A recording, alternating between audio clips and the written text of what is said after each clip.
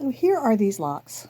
Now some of you are going to cringe when I say this. After I'd washed them twice, I realized that I kind of seemed to make a mess of them. And so I tried to separate them, and you can see some of them really didn't want to separate. They're kind of stuck together. Hope not felted, but the tips are nice and separated. So then I soaked them overnight because I really wanted to try to get the really dark tips cleaner. I think I succeeded in doing that. I'll be honest, okay, I really am rather ignorant on this, and I don't know if the whole lock should be white. Is this supposed to be yellow on the end? Is that lanolin? Is it dirt? I don't think it's dirt. But I would really love it if those gold tips are actual color. I did wash them twice, and I don't feel any lanolin in there. They don't feel sticky, greasy, or anything at all. Anyway, these are drying. I put them on this little screen this morning. I can make this double this size. And I've got a little fan in the background, just circulating some air in the room for them. So I want to go get another batch started. All right, so I want to be really careful pulling these locks out of here, and this time I'm going to use a method that I saw on a video that I watched. This lovely young woman and her husband working on some locks, and she laid them in a basket like this. I've used this for cleaning my alpaca before. Excuse me, I'll try not to chop my head off. And I like it because it does have holes in the bottom as well as the sides. That's good for draining. I found this at Dollar Tree years ago, which means I probably paid $1 for it. Okay, so this is going to take me a while, and I don't want to bore you to tears. Here, let me bring you a little closer. The difficulty is that there are these beautiful individual locks, but there's also this almost like spidery, cobwebby fiber kind of holding them together. So you have to be really careful separating, and you want to get kind of a clump of locks that belong together. So like here's a clump, and I'm going to try to gently separate them from there. So I'm going to have this little tail of fiber, but I've got all of this is an interesting one. The cut end is clean. The tips are not too bad. It's the middle that's dirty. Now, one lady said to take a lock. Oh, I should share her videos. I love this lady. I don't know if she's still doing videos. She's called The Natural Spinner. She said to take a lock and do well, that one's going to come apart on the end. She said do a kind of a snap test. Yeah, that's nice and firm. These are so insanely long compared to others. Nancy Skinner, you said this was the best deal on earth, and I'm inclined to agree. Okay, so I'm going to line these up in a row, probably in 2 layers in this basket, and then I'm going to soak it. These tips might not need it as much. It'll just depend. I could soak it the rest of the day and wash it tonight. We'll see. We'll see what it looks like. Okay, I must say I am really enjoying this method of detaching the locks carefully. I'm just putting, there's a little bit of VM. I'm just putting the cut ends of the locks together, trying to get a portion that seems like it belongs together. And it's really not as hard to pull apart as you think. And then I'm just laying that in my basket. I nearly have as much as I think I want, but it's hard to stop because you see these little ends and you're like, oh, I'll just pull this last little bunch out. Just a little more, but I don't want to overload my little basket. Actually, I'd love to go to the store and find a bunch more baskets so I can do more. I tell you, fiber is an addiction. Nobody tells, well, they do tell you that, but you don't really believe it. So, okay, here's the last one. All right. Here's my full basket. I'm going to go soak this in that blue tub in just room temperature water. I might put a teeny bit of this Zote soap in there, just a little bit. It's a gentle laundry soap, safe for delicate clothes. just to kind of help loosen up those ends. But I'm not even gonna press it. I'm not gonna do anything to it except for just put it in water. Okay. Now this water is fairly cool. It's just out of the tap. I put a little bit of warm water in there. But because it's not hot, it's not going to take any of the lanolin out of this fiber, these locks. So I'll do that later. Right now, all I'm doing is soaking them, making sure they're down in the water. Look how much dirt is already coming out. Just soaking them to get those tips soft, because the tips are what get almost rock hard. It's so unusual. So we want to get them soft before we start taking other stuff out of them. So they're nice and under the water. I'm going to let them soak there the rest of the day. I'll probably wash them tonight before I go to bed. Okay, little ones, you have fun in your bath. Well, these little locks are doing fine. I am not even touching down here because the lady on the Natural Spinner, I don't know her name, but that's her YouTube channel. She's so lovely. She said that locks usually tend to felt on the cut end, not the tip end. So I'm leaving the cut end alone, but I am kind of just, if I find one that's kind of dark, like that one, I'll try to work it open a little bit, very gently, so that the dirt will come out of it. But it seems to be doing pretty well. My difficulty is that this is the only basket I have like this. It's a slotted basket with the slots on the bottom too. I got it at Dollar Tree. We don't have a Dollar Tree near us anymore. I went to Family Dollar. I went to Dollar General. I went to Walmart, and I found nothing. And as I was walking through Walmart, my brain slipped back to my garage and to something I had in the garage. Let me show you. That noise, if you can hear it outside, is a crop duster going over the fields. This is what I remembered that I had. This is an insert for our kitty litter box. It's a very fancy schmancy kitty litter box that had 3 different inserts, and it was very complicated. And finally, I decided I'd rather just use a scoop.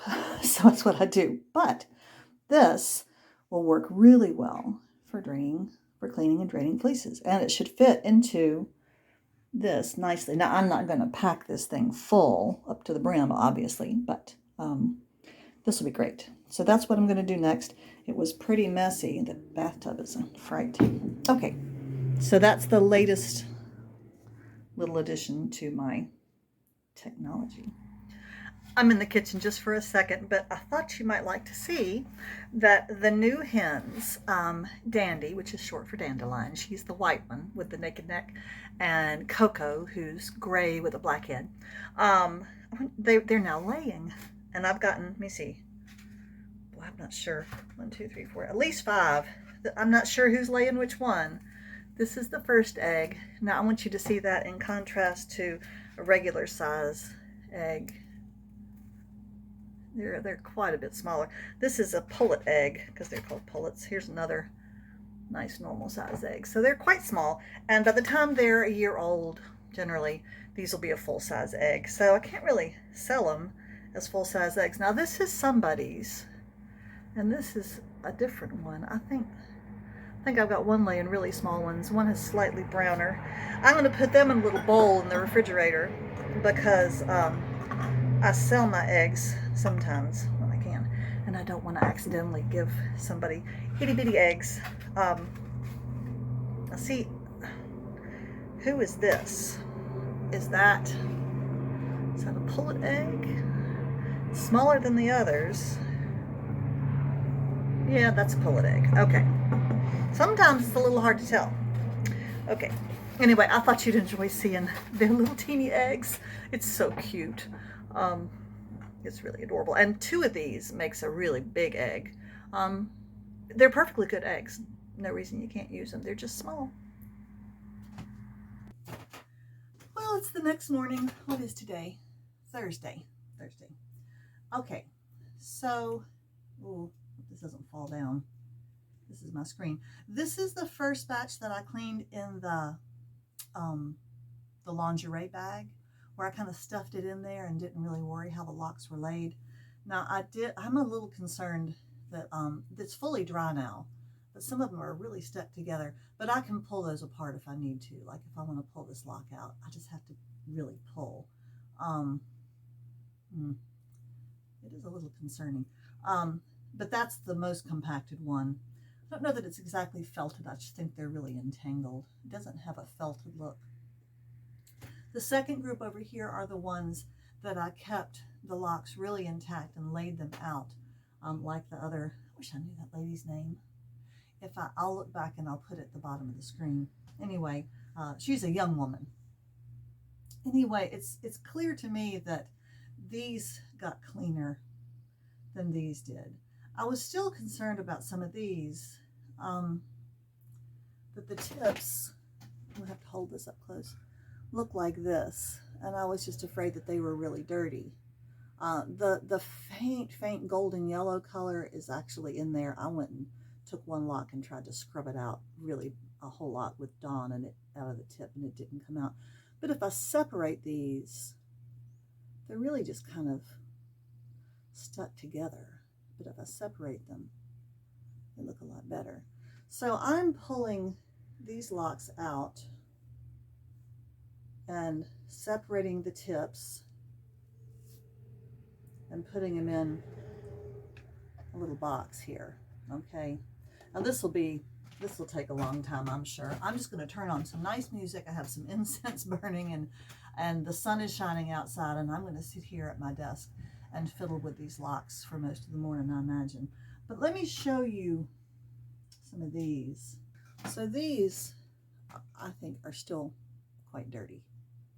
Even after I soaked these in room temperature cold water for hours, and then I washed them twice in very hot water. I've even added some boiling water to it with some Dawn. But still no agitation at all, just let them soak. And you know, so many of the people I'm watching online said that's adequate. That will clean your locks. It'll take all the lanolin out and the dirt will come out and the dirt will be in the water. Well, it doesn't seem to be adequate for these. I don't know if they're particularly dirty or what. I still think they're wonderful locks. I'm going to fiddle with these too and see if they improve a lot as I loosen them up, but I have a feeling that there's still dirt in there that I'm going to have to get out before I can spin them. Now, what I would love to do, I don't know if I can do this, I have no idea. I would love to avoid combing or carding these at all. I just feel like you lose that beautiful crinkliness. I don't know. I would love to try to spin them from the locks. I may need to look up a video about that. Let me say real quick, if you don't subscribe to the Natural Spinner on YouTube, I think you should. She has lovely long videos and she has great equipment, and I love her voice. I don't know that she's done anything recently. The ones I was looking at yesterday were like 8 years old, but she really knows what she's doing. Oh, I just saw a woodpecker outside jump onto a tree. Okay. So I'm going to work on these first because they look cleaner, and then I'm going to have to think about what I want to do with these. I think I'm just going to have to clean them again. I just don't want to mess with the cut ends. That's where they tend to get too bound up. Okay, and I have another batch that's been soaking overnight, so I'm going to leave them for now. Okay, what do you think about this new camera angle? I'm trying to get it to where you can see things on the table here. So hopefully that'll help. All right, maybe I'll show you when I get done with this.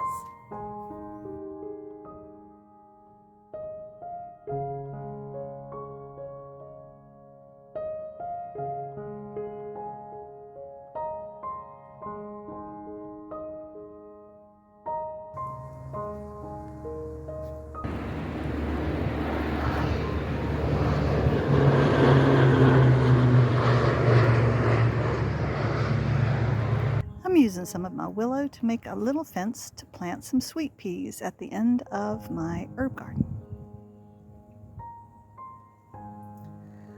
I have pulled apart and flicked and cleaned and everything this lovely box of fiber. I would love to spin this straight from the locks. I've looked up videos. It looks like I can certainly do that. especially because I've opened them so much. But I can't, because if I put this on my last bobbin, then I won't have anything to put my nut brown roving on when I ply it. So I have to ply that roving first, and then I'll have 2 bobbins empty, and then I can start doing this. But then I can't do any more roving. So it might be time, I think, to buy some more bobbins, don't you think? I better go hunt online and see where I can find some.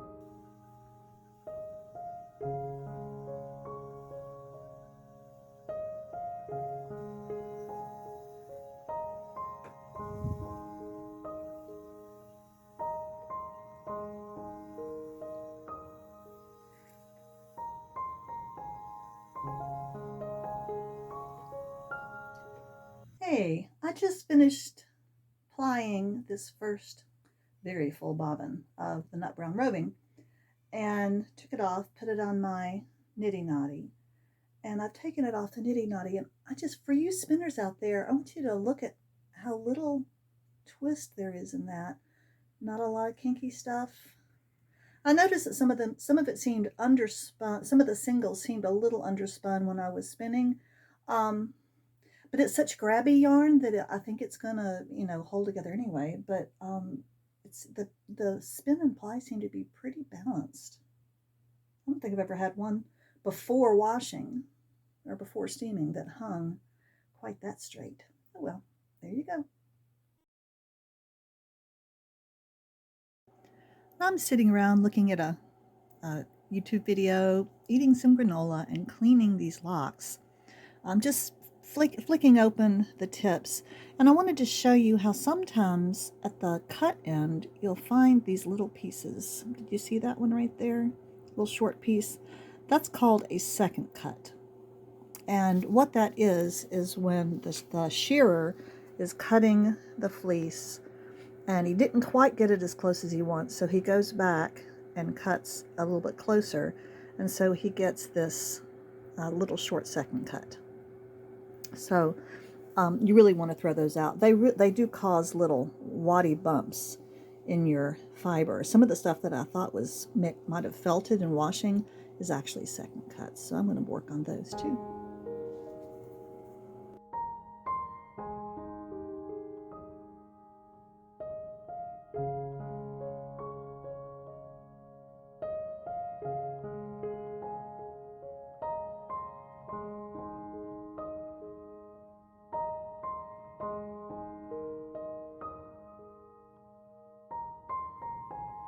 After just a few minutes of flicking some of these locks that I have already washed several times and washed by hand and tried to get the dirt out, I still got this much out of there. They're beautiful locks. I find that to be incredibly beautiful. I think fiber in this state is prettier than the yarn is that you spin. I hate to spin it. I hate to comb it because I just love it like this. Look at those crinkles. But there's a lot of hidden VM, even in ones that look like that. There's just a lot of stuff in there. Well, we'll keep at it.